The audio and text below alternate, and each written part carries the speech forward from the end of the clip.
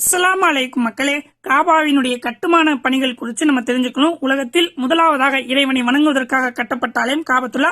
அதன் பிறகு நபி இப்ராஹிம் அலைஹிஸ்ஸலாம் அவர்கள் காபாவை புனர் நிர்மாணம் பண்றாங்க. நபி இப்ராஹிம் அலைஹிஸ்ஸலாம் அவர்களின் வழித்தோன்றல்களின் வழியாகத்தான் அல்லாஹ்வுடைய தூதர் அவர்களும் வந்திருக்கிறார்கள்.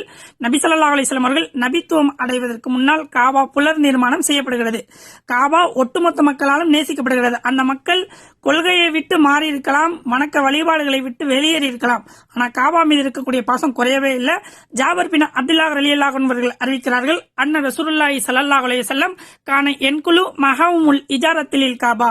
காபாவின் கட்டுமான பணியின் போது நபி ஸல்லல்லாஹு அலைஹி வஸல்லம் அவர்கள் தன்னுடைய கரங்களால் கற்களை சுமந்து கொண்டு சென்று காபாவின் கட்டுமான பணியில் ஈடுபட்டார்கள். ஒட்டுமொத்த மக்களும் காபாவினுடைய கட்டுமான பணியில் ஈடுபட்டிருக்கிறார்கள். ஒட்டுமொத்த மக்களும் காபாவை நேசித்திருக்கிறார்கள். இது நபி ஸல்லல்லாஹு அலைஹி வஸல்லம் நபித்துவம் அடைவதற்கு முன்னால் நடைபெற்ற நிகழ்வு மக்களே.